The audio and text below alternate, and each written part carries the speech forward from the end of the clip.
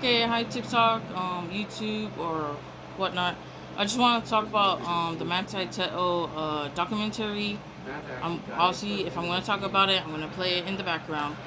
Um, obviously, you can see why I'm being obsessed or kind of frantic and kind of in a frenzy, manic mode of the Manti Te'o documentary of the girlfriend who didn't exist, because I'm Polynesian. So of course I'm gonna be like, oh, I'm gonna obviously know about this because I remember hearing about Manti Te'o when he was going up for the Heisman, and I remember that was like the first ever like hearing about a Polynesian going up for like something like that, and I just remember hearing that it was like that was big or something. So I just remember about that. So, and then after that, it broke news that the people were thinking that it was a hoax, that he made up his girlfriend for whatever reason, either sympathy or to try to get votes for the Heisman. I don't even know, but basically, so people were thinking he was in on it because they're thinking like, why would like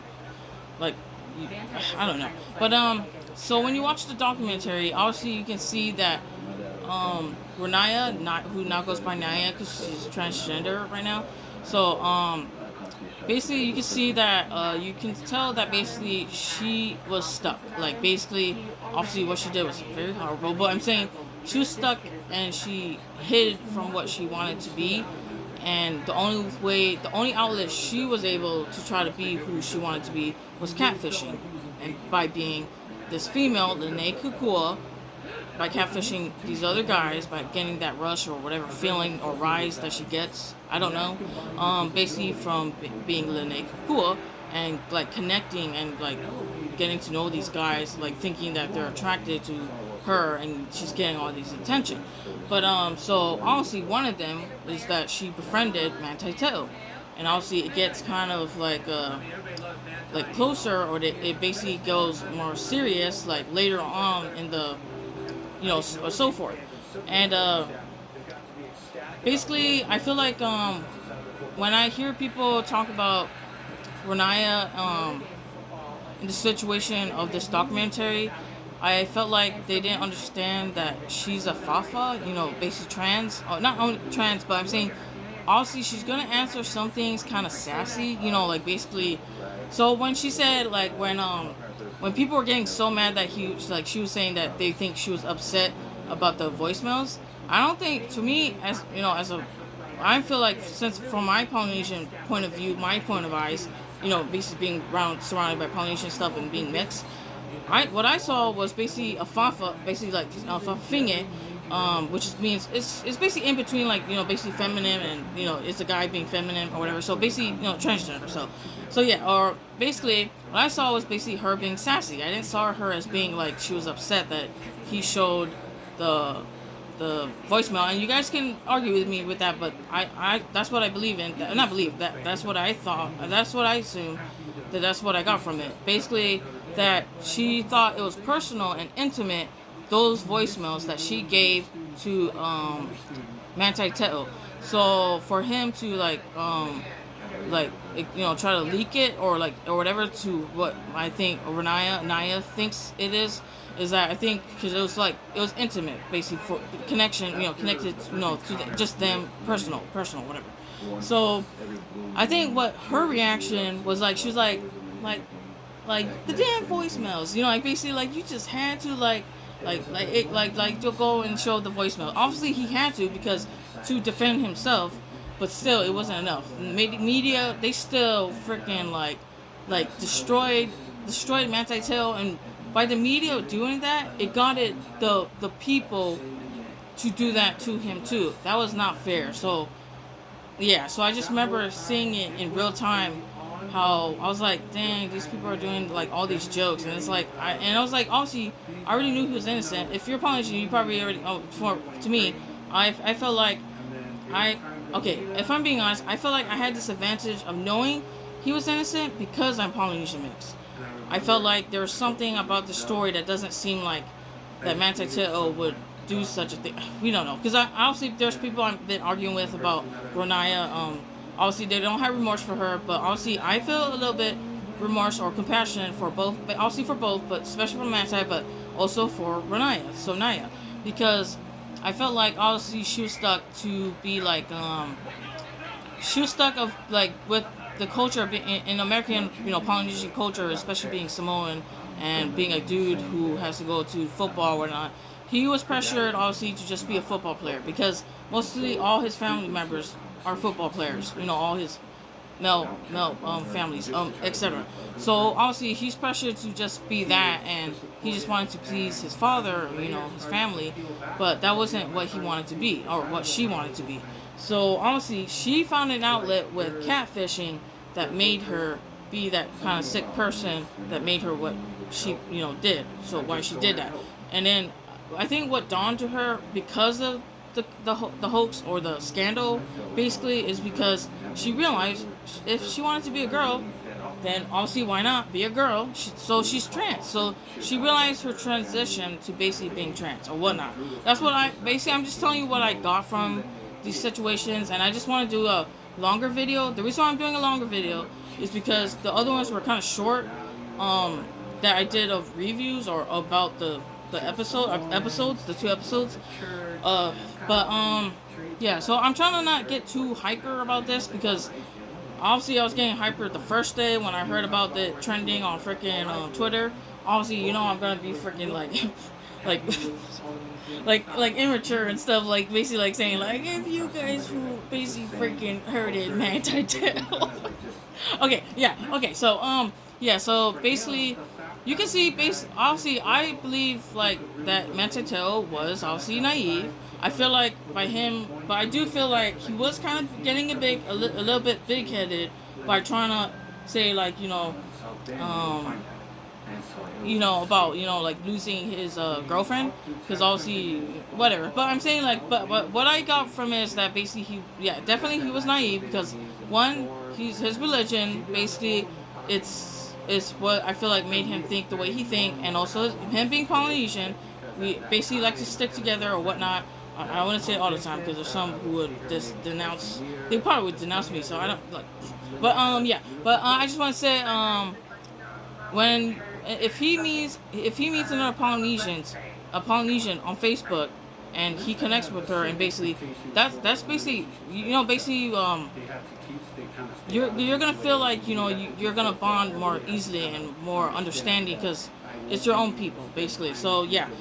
So obviously when you see like you're Polynesian, and be like, oh yeah, and then you blah blah blah, I don't know. But then because I'm kind of dorky, like awkward like that, where I'll be like trying to approach people who I think are Polynesian. Okay, never mind. Okay, so of course he's gonna connect with this Lene Kukua and to give his time, or like not full time, but because obviously he was busy with football and college, but give his time to like focus more on one girl, which is Lene Kukua. And another thing, he's religious. So remember, he's not trying to like be all over the place, in college dorms and whatever.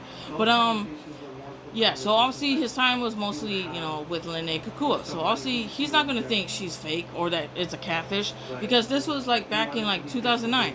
And of course, if it's your own people, you wouldn't think that your own people would do that. But of course, freaking Naya, she didn't realize she was freaking trans, that she went like in out of proportion outlet to deal with the fact by being a girl, she chose instead to hide and be this catfish to a lot of guys, and one of them especially Manti Te'o. So yeah, I just want to say like also when she said like when she was like I feel like I had to say strongly like I'm not what's it called like supporting what Naya did. I'm just saying that there's parts that you guys don't realize. I feel like she was remorseful, or that she just, like she was like, I see that for me, I didn't see her as being like upset or like not like being, I feel like she was basically like showing that, like, oh, I'm not proud like of what I did, etc. So also she's telling you that basically she wasn't proud of what she did to Manti Te'o and etc. So I was like, was like, some things were like you guys were kind of blind to it. I was like, I didn't get it. But obviously, you guys are just gonna just think like, oh, she was just the worst human being in this earth. And I was like, you guys, whatever. But so yeah, so the media. I just want to say, Katie Couric, fuck you. David Letterman, fuck you. What else? Don Lemon, fuck you. What else?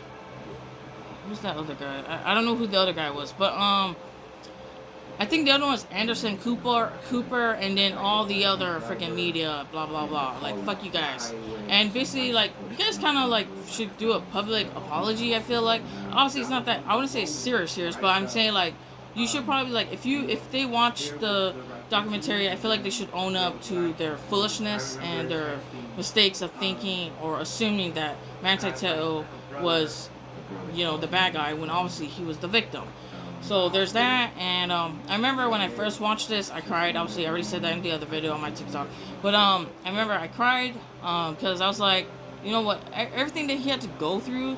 Do you realize how hard that is? I remember I was like, dang, this is like, because this, obviously I get the story is bizarre. It's bizarre because it's like how, like, oh my gosh, we're at the part where the breathing part. Okay, this is what I want to say. I'm like, Naya.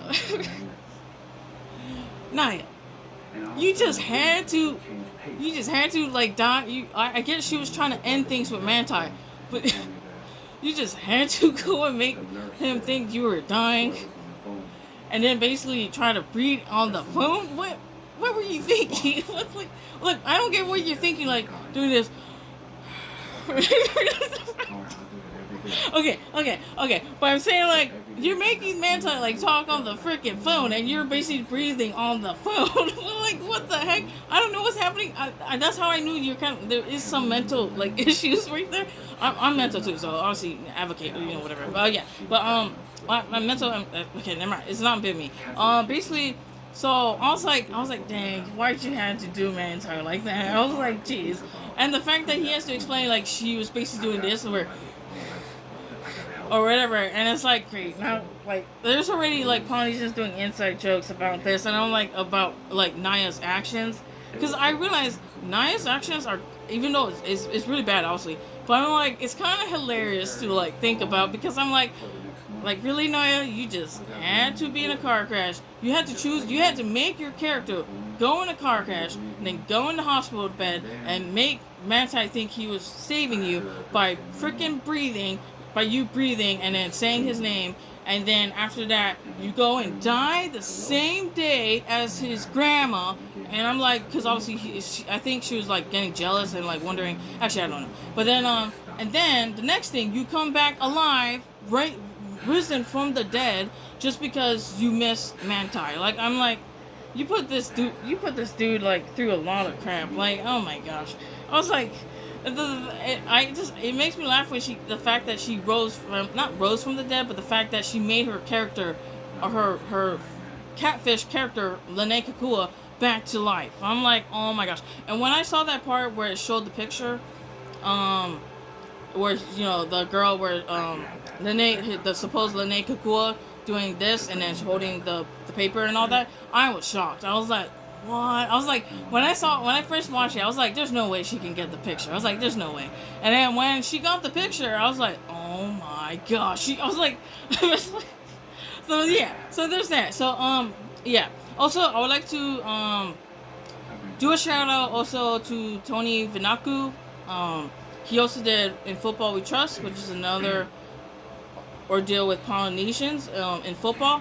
And this one's obviously about Manti Te'o, who's Polynesian, and Naya, who are both Samoan, and in this documentary, of the catfish scandal. So yeah, I want to give him a shout out because I feel like obviously I already tweeted all these.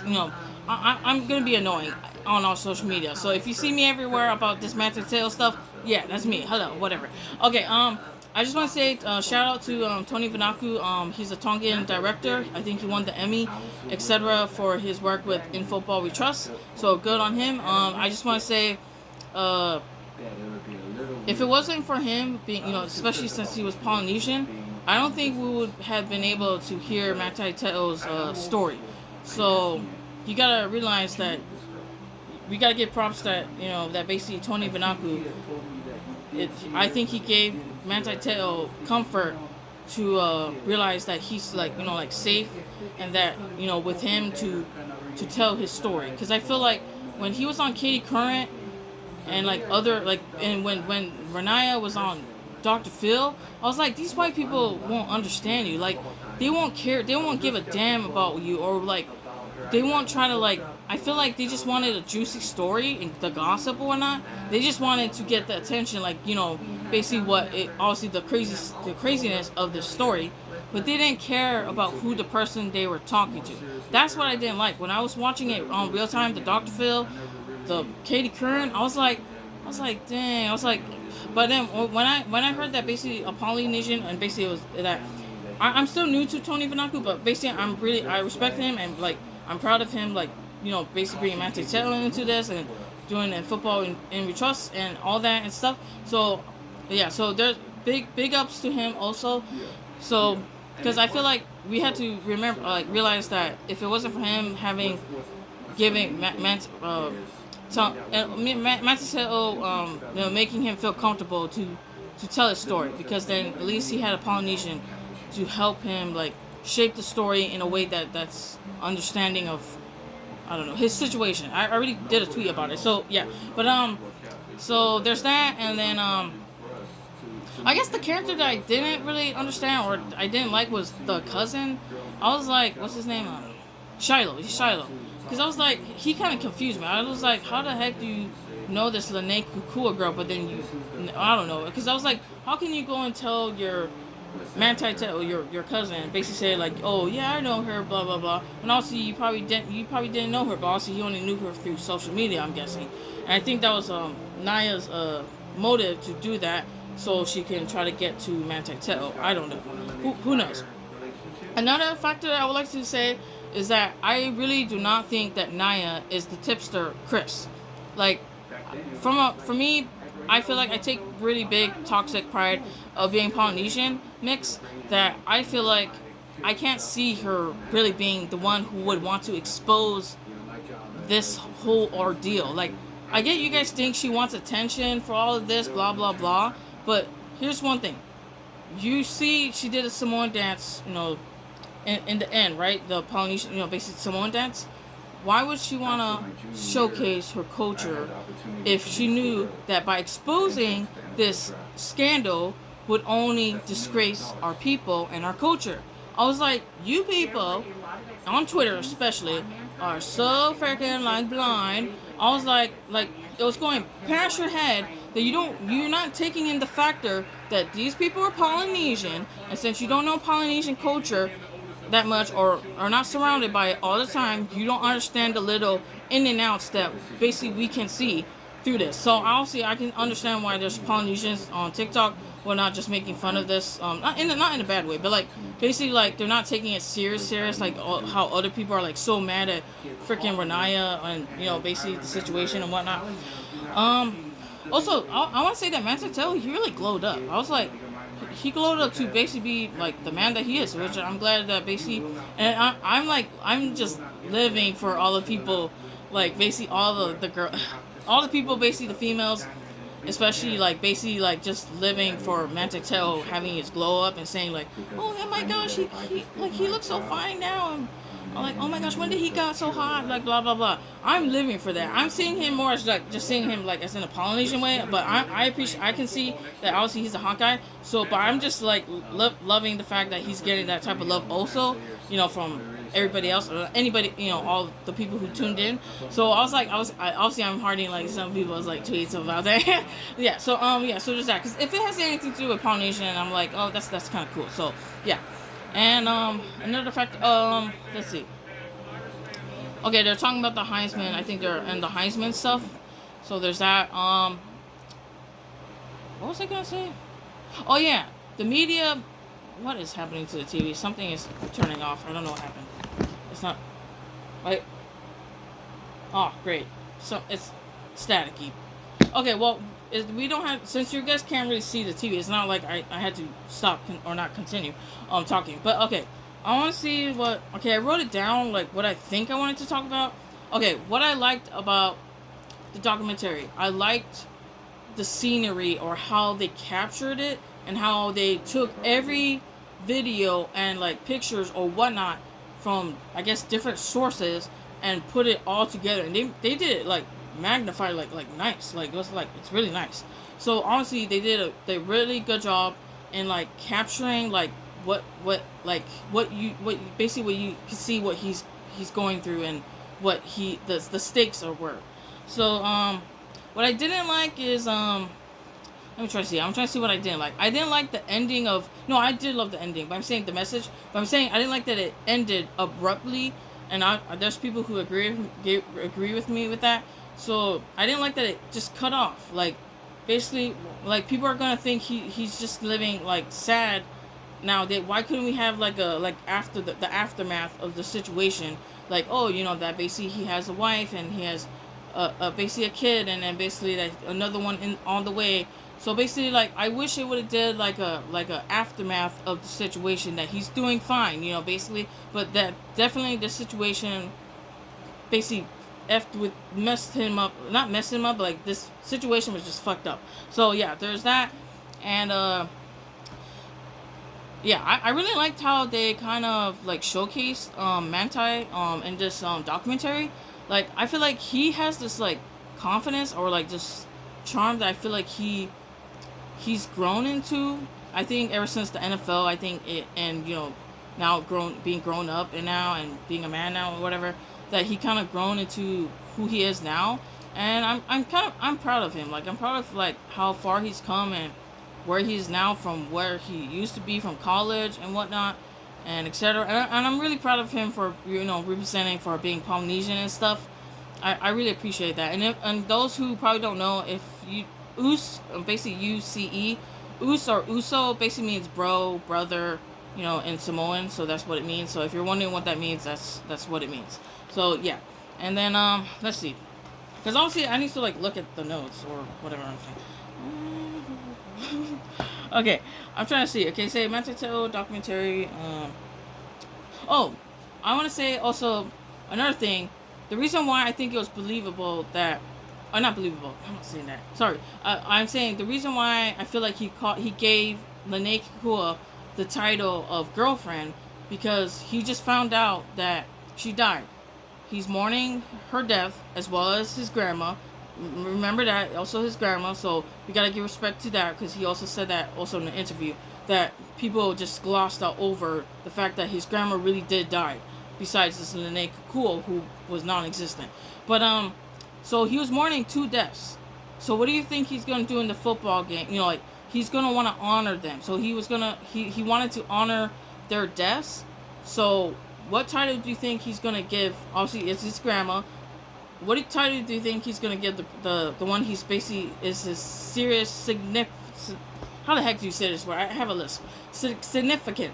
So obviously he's gonna say that girlfriend. That's the title that she kind of deserves to. I wouldn't say deserve, because obviously they never met. But I'm saying that she's gonna have that title. Obviously that because she died, and he wants to honor both his grandma and his girlfriend, or basically the one he was serious with, because she was more than just a friend. So honestly, it just made sense for him to call her girlfriend, because that's where they were trying to go towards to, I feel. So obviously, so that I feel like that plays a big factor, is because since she died, he was probably trying to showcase why he was playing football or ball so well, because he was doing it with a bigger purpose, and that he wanted to inspire people and show that he did it for people he loved, or basically like etc. You know how Polynesians basically big on family, whatnot, culture, people, or whatnot. So yeah, so there's that. And what else was I gonna talk about? I don't know. Let me try to see.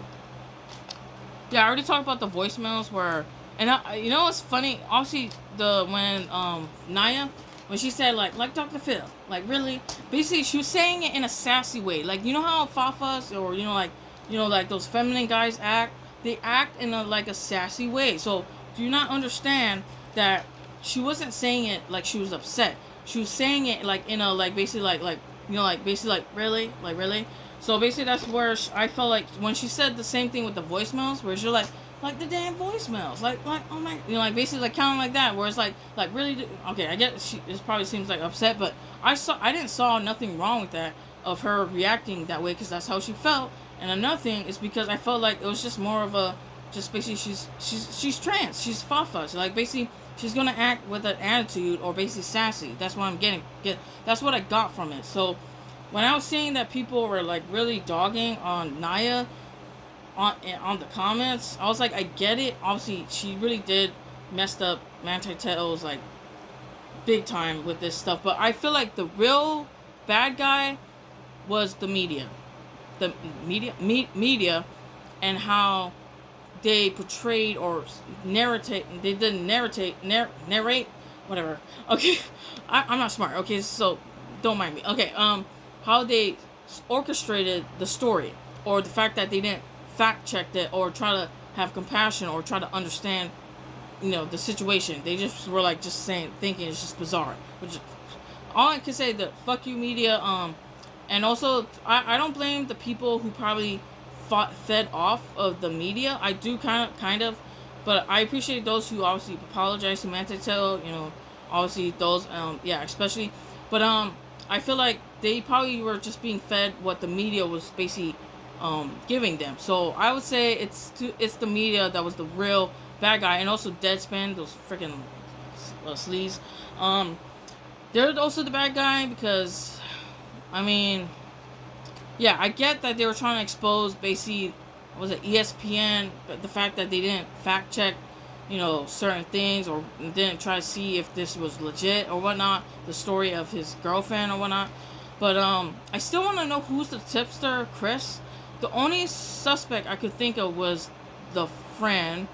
I forgot what the friend's name was. You know, the white friend, basically the white friend who was like saying like, oh, her voice, she could probably be in Disney, you know, Naya. But basically I want to say that he's the only one that I could think of that could be the suspect, because he obviously did type in Lene Kua's name, you know, on the search bar, and he couldn't find anything. So, but what made me think he wasn't the suspect was that when it says Manti Te'o is a fraud. Like, I don't think he would say that about his own friend. So I was like, dang, so it's not him. But and people were thinking it's Naya because they think she's doing it for attention, or that she wanted to expose because she wasn't getting attention from Manti Te'o. I was like, oh my gosh, these freaking people. I was like, geez. Okay, I get you guys think she has motive to want to do this, but as you can see, she cares about Manti Te'o. Obviously, she was trying to clear his name by being a part of this documentary, because she knew she was going to be hated for her actions and mistakes that she's done, especially towards Manti Te'o. So, as you can see, I've seen videos of her actually crying. You know, obviously in the Dr. Phil one out that I didn't watch the whole Dr. Phil, but I remember about like certain parts of it, like when she talked in like a girl voice. But I remember she was crying tears, saying like basically apologizing or like being sorry for what she's done to Manti Te'o. And I was like, how are you guys like just being like looking past that, being blind to like her actually like this is uncomfortable for Naya to revisit this whole scandal as well. So especially for Manti, so it must be like really hard. So yeah, so there's that. Honestly, I don't know if I should be talking about it like that long, because I mean but I realize there's people who are doing like 1 hour or something of this, you know, of this whole ordeal. So why not? You know, who says I have to cut it short? So I mean cut it now. But okay, so what else? I don't want to be too hyper, because I'm kind of like getting kind of hyper that I can't think straight. So I'm trying to think. So okay. So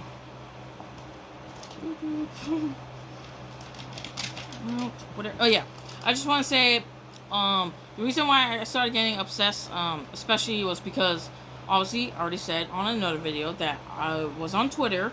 I was just doing whatever, and then basically I saw a hashtag and said trending, the girlfriend who didn't exist, and I was like, I was like, hey, that's the Manti Te'o documentary, you know, the name. So I click on it, And I was like, dang, so many people tuned in. I was like, I didn't realize how big that this was gonna get, or how big it basically is. I was like, oh, obviously it is big because that whole story was crazy when in real time. So when it happened, in 2012 or 2013. So yeah, so yeah, so I can, but I was like, dang, I didn't realize. I should have realized it was a big story. So of course people were gonna tune in and realize, try to understand the layers to this, whatever, the scandal, or what they thought was a scandal, or basically a hoax.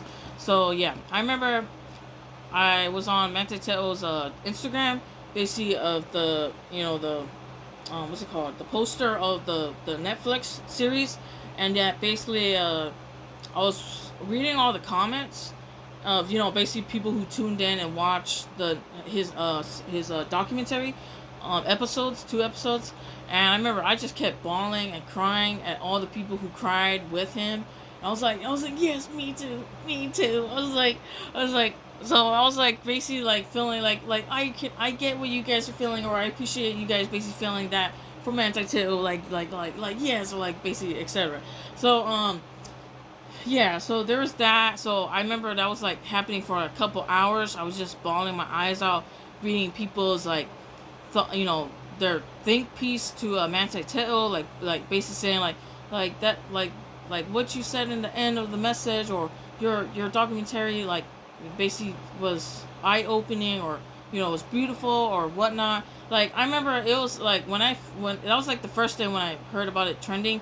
That first day, I was bawling my eyes out, like not bawling, but it was like more like I was like crying, obviously crying tears, like the whole like 3 hours I think, or even more actually. Basically for like a lot of hours, just reading everybody, almost a lot of people's like comments, and what they thought of the documentary. So I remember I was so happy, like basically for Manti Te'o, that he was getting, the recognition, or at least the respect, or at least like understanding of his situation. So I appreciated that from obviously people who watched it, and they understood basically, or like got something out of it, and especially his character, and like he's basically, you could tell like he seems humble and like or whatnot. Obviously I do think he was kind of big headed, because obviously he went and said like, I don't know, but I do feel like he is kind of big headed. Obviously when you have people feeding your ego, like he said, obviously you're gonna get kind of big headed. But you can tell obviously he's also humble. So there's that. Especially when you're Polynesian, I feel like he really upholds what I think a Polynesian is, which is like disciplined, humble, family oriented, strong, um, etc. Etc.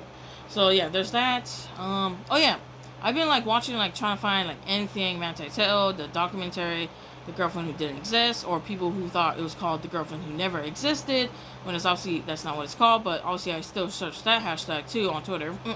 Okay, so yeah, but yeah, so I just basically was just searching up for a couple days, just anything Manti Te'o, his story.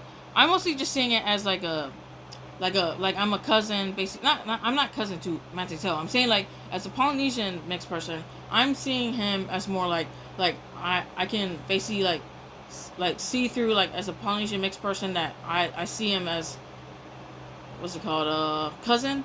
So I'm not seeing, but I'm living for all the girls or females, like basically like thinking he's hot, or like that he glowed up, or obviously that he fixed his teeth or something, but or whatever. And his teeth looks good now, because I remember I saw from when he was in college, you could tell it was kind of brittle. So good thing he got the money now from NFL, and he was able to fix his teeth. So good on you for Manti Te'o, because you look bomb, like handsome, etc. Like nowadays, like good on you. Basically, you won in the end to me. Like what somebody tweeted about that, about you. So yeah, what else? The documentary, I loved how I really liked how they try to capture you and how everything was with the computers, um, etc. And also with Manti Te'o, with him just basically like looking or walking or swimming. Like it was just basically like enthralled, or I don't even know why I said that because it just popped in my head. That's what I felt like I was supposed to say. But then like it makes you feel like it was kind of riveting. Like when especially when he said chaotic. Like I was kind of like I was like dang. When I first heard that, I mean when I first saw that, and when he's like when he saw the picture and he was like, and then everything went chaotic, and then basically, and then it turned to where he's swimming. We're like, oh my gosh, can you imagine like what he had to go through, basically like with that situation? So I'm like, oh my gosh. But then yeah, so there's that, and then how the scene played out, like crazy. But then but how the second episode ended, it was obviously strong, especially his message.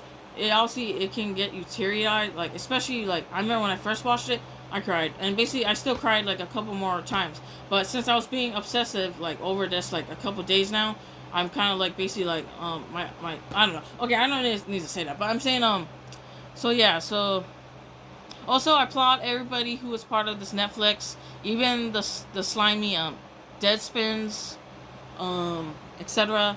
For me, even though it's an unpopular opinion, towards everybody who don't think what I'm about to say, I still feel compassion for Renaya also. So, definitely for Manti Te'o and also for Renaya. I mean, Naya, which now she goes by Naya. So, yeah. Because, yeah, I still feel compassion for her, and that I hope she finds peace, and that I hope, because basically it dawned on her that she was trans, or that she wanted to be also she knew she wanted to be a girl, but she just didn't have the courage to be a girl. And I feel like with the situation, the scandal, I felt like it kind of probably made her think, or basically made her basically realize like it's already out. You might as well be a girl, etc. So it was like, so yeah, so it's basically, I feel like she still can be an inspiration, especially for trans. So all you guys can say she probably isn't, but I feel like what she was saying was that if you can realize that the situation that she put Manti through, it wouldn't have happened if she opened up and actually like decided or was able to embrace to be transgender. So I feel like that's what she's saying. Like, do you realize that if she didn't have an outlet to be able to express or be able to be who she wanted to be, so that's what caused her to do all these crazy shit that she did to all these guys, and especially Manti Te'o, that she cannot give back like what she done. But I'm saying, I feel like what she was saying from that situation is that she realized she wanted to be a girl. Basically, that's what I'm saying. It's simple as that. She just wanted to be a girl, and I feel like I don't feel like she was trying to destroy Manti Te'o's career or football, etc. I feel like she was just jealous at times when Manti Te'o did not pay attention to her or whatnot. Like if she feels like she's not caring, she's gonna. I feel like this is where I thought she was kind of getting like psychotic when she was like he wasn't paying attention to her, so she was kind of losing her mind, and I was like, oh, okay, she's getting kind of mental. So obviously so obviously you can tell that that's where she kind of went kind of loco, kind of cuckoo. So I don't know what time she was trying to end things, but obviously she tried to kill her character. So she tried to kill her character, but then after that, once she met him as the cousin, as Renaya, the cousin of Lene Kukua, I think he kind of changed his mind, or her, but before she was her, he changed his mind and was like, she still loves or feels these things for Manti. So I get it's kind of weird because it's like it's kind of creepy of what Renaya kind of did, though, I had to admit, because it's like, you're talking to this dude, you're talking to Manti or all these other dudes you catfish, and you're basically disguising as somebody that you're not, and it's kind of creepy because you're like this, you're basically this guy, you're this big guy, and you're kind of like talking to like these guys thinking that you're a girl. You're like, oh, what you doing, babe? Like, etc. So basically, I can see how that is kind of like, that's kind of weird, basically on Renaya's part, basically how she basically like she tricked freaking like all these guys like Manti Te'o.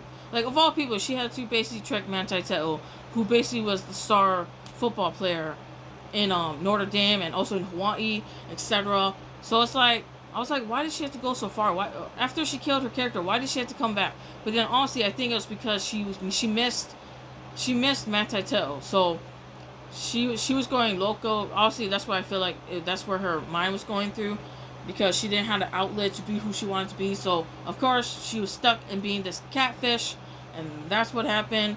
So she was getting crazy, falling for this guy Manti Te'o, and it's just that she couldn't deal with him. She couldn't leave him alone. So basically, yeah. So there's that, and yeah. I'm glad that it's number 2 on Netflix. Is that's being what is popular right now. So it's number 2 that I see. When you go on the Netflix, you see what's number 1, number 2, number 3, number 4, blah blah blah. And I'm glad to see that it's doing really well and that it's doing good. And I wish the best also for Manti Te'o forward, because I know there's gonna be people who still probably won't believe your story. But I'm just glad that you were able to speak your piece and be able to say it from your side, and to be able to defend yourself or to showcase what this did to you. And the same with Ronaya, who now goes by Naya, because she's trans. I hope you find peace too, because if it basically you were stuck, and that made you do messed up things because you didn't know where to turn. So what did you do? You did catfish. So etc. So I hope you find peace also, Renata. I really do not have actually any hate towards you, even though I should, because obviously everybody else really are thinking you're a piece of, not good things. But I'm like, I actually don't feel those things. Like, I get it, I'm supposed to, but I guess maybe I'm biased because I feel like they're both Polynesian, so I feel like I see some things of her that doesn't seem bad or mean, because I feel like she just seems sassy to me, like, whereas like, and also she looked uncomfortable to talk about the story. Again, on some parts she does look like she is comfortable, but I'm saying like, I feel like she came onto this documentary to clear Manti's name. I feel like maybe that's to help clear his name of the situation, and yeah. So there's that, and what else? Oh yeah. I might show my tweet. I have 2 tweets that I did. That was from 2013, I think, and I wanted to like showcase how that was what basically when the hoax kind of happened. So I think that was I was in American Samoa. So we in American Samoa we also heard the news too. So basically because it was on Hawaii News. So we have Hawaii News channel on in American Samoa. I don't know if we have it now, but back then when I was there, we had the Hawaii News. So yeah, so basically it showcased the situation, like, or I think it was also the British, not the British world. It's not the British. I'm talking about what's that red news people? I don't know, but yeah. So because we also had that channel too in American Samoa, but I don't know. I forgot what it was called. But yeah. So I just hope that both Renaya and especially Manti Te'o, that because this definitely changed his world, and what he had to deal with, especially the bullying from everybody who didn't understand him and his situation and thinking that he was in on it, when obviously he was the victim. So do you realize how fucked up that is to deal with when basically when you realize you're innocent and everybody else thinks you're a fraud? That must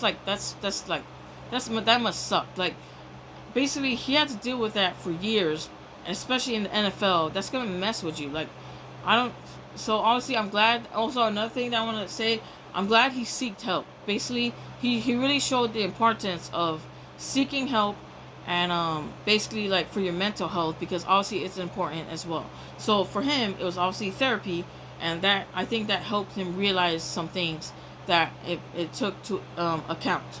So yeah, so that's all I want to talk about for now. The Manti Te'o story about being catfished by this supposed chick Lene Kikua. Also, I want to say to that chameleon dude who was in that interview, was it the breakfast radio interview? Like, dude, you're so stupid. Like, basically, honestly, the last name Kikua, he was like saying like, who named somebody the catfish named somebody cuckoo or like whatever. I was like, this dude. I was like, if you don't know Polynesians, just say that. Like, basically, you just don't realize that was kind of like, it looked like basically a Polynesian type name. So he was like ignorant and stupid, and he should be not canceled. Sorry, because obviously cancel culture, that's kind of toxic too. So I'm not even gonna get in with that. But I feel like he shouldn't even be having a platform to be like on a radio host. Like, I just feel like I don't get anything from him. All I get is that I'm like, turn off. Like, I don't even watch their stuff. You know, the chameleon or whatever, chameleon god, the god or whatever. I'm like, why is his name that? I'm like, oh my gosh. But yeah. So there's that. So I guess what I'll say, the ones who I'm mad at is the media, and also the people who made fun of Manti Te'o, because you really put him through some shit that he did not deserve. I feel like some people owe him an apology, a public apology, if they ever did a public, calling him this and that, said some wrong things about him. I think they should do a public apology. Some did, and some didn't. They just said that, like, these news people or whatever, they need to do better. And then somebody came with receipts that they were also the ones who also were dogging on Manti Te'o. So I had to take that heart back that I had on somebody's tweet, where like saying, obviously, where that person who, because somebody did a retweet, I mean, not retweet, they did a tweet under it saying that you're one of them that actually has to apologize because you were one of them. And I was like, this dude was one of them. So I was like, I would have kept the heart, but I was being kind of petty, so I took that heart out, because I was like, you were one of them, and you're not even trying to admit it, you stupid motherfucker. But yeah, so yeah, you're gonna see my kind of like annoyingness on Twitter if you go on there. I don't want you to follow. I don't want you to go on my Twitter, but like, basically, I can't help it. I'm gonna say whatever I want to say. So it's yeah, but I still want to talk about this Manti Te'o stuff, because I'm still, obviously, I keep going into manic mode or like frenzies every time anything like Polynesian pops up that everybody's like talking about, and I just want to know like all these things. But yeah, so I'm glad, for the success, my darn list, success of this the docuseries, Manti Te'o's situation that he went through, of this scandal, this catfish scandal. So yeah, so I'm happy for him, and also for Renaya to be able to. I actually didn't mind her, was it Taua Lunga? I think that's. Sorry if I'm butchering it. I don't speak fluent Samoan. I just speak. I only knew about it. I only know Samoan when I was little because of my grandparents, but they didn't taught me and my twin sister, Samoan, like really, like really into it. They mostly just speak English, broken English at that.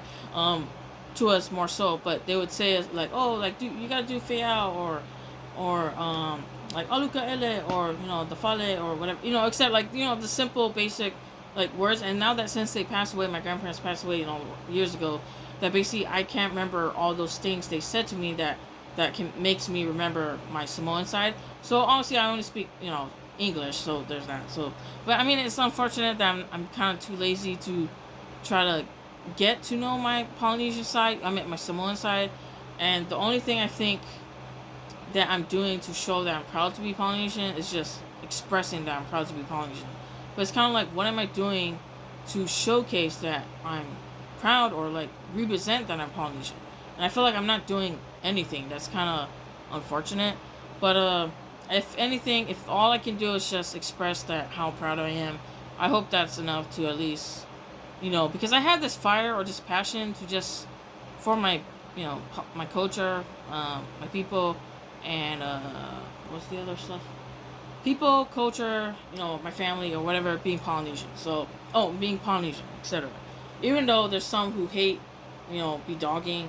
I bet you, obviously, because they were dogging on Renaya, and saying like, like we don't know her, even though she's Samoan, we don't know her. And then there's like some other Polynesians, like especially Tongans, or like and there's one who was a Fijian I saw on TikTok, where they're like saying, it's a good day to be freaking Fijian, or it's a good day to be Tongan, but not Samoan, because after I watched that Manti Te'o doc, and I'm like, no, because this is actually a good reason to be proud to be Samoan, because I was like, it actually showed like the goodness, or the qualities that Manti Te'o had, of being Polynesian Samoan, and it also showed the bad of not of being Samoan, but I'm saying of Naya, basically of her actions or whatever. But I'm saying it's still a good day to be Samoan and to be Polynesian. So yeah, um, yeah. So far, I think that's all I gotta say because I remember there's some videos where it's like almost an hour and they have it like this where they're talking about it. I'm trying to figure out what I wanted to talk about. Okay, let me try to see about the interview, or I meant the documentary.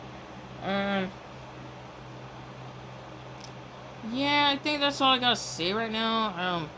I wish I could try to, explain some things. Oh yeah, I want to say another thing. You know how people are saying that they're thinking if your girlfriend died, wouldn't you want to go to her funeral? Okay, I want to point this out. Polynesians, especially Samoans, we do funerals differently than you guys who do funerals. Ours one is like, for me, that I know personally, especially in American Samoa, but in the state too, our funerals and our mourning and grieving is a little bit different. We had to. It's a long process, and usually we had to have families, even like families that's coming in to pay their respects to whoever passed away. So, and a lot of money is involved. It kind of costs a lot. So there's a lot that goes in to a Polynesian, especially Samoan, funeral. So just mind you that I'm here to kind of remind you that you got to remember Manti Te'o is Polynesian Samoan, and that he's religious. So these plays a big part, and him playing, being serious about football, and then, being busy also with college, that plays another big part, and also basically that the fact that Nene Kukua was Polynesian too, so he felt like he could connect with her, and also, it's not like you're gonna find a Polynesian at wherever he was at, South Bend or, Notre Dame, whatever. I'm like, these Irish fans who are probably like proud, like, oh, like we're gonna be in this like document. I'm like, that's, but I get it because I'm showing like, oh, my side, like, oh, I'm proud to be Polynesian. I'm gonna watch this Manti Te'o documentary. Oh, and this one was like, oh, I'm from Notre Dame. I'm gonna watch this episode. I mean, this Manti Te'o docuseries because I know it from that perspective. For me, I know it from the perspective of being Polynesian mix. They know it from the Irish, like, go Irish, whatever. And then other people who knew it from the meme, like basically the memes that they're from that perspective, and etc. So it's basically like all over the place. So it's, yeah, so that's all. Oh, and also the reason why I just want to tell the reason why I'm freaking wearing a beanie is because my hair is obviously I'm really annoyed with my hair. It's kind of obviously yeah. I just want to say that's the reason why I'm wearing the beanie because I do not want to show my hair. So yeah, peace, shotgun. That's all I'm gonna say for right now. So.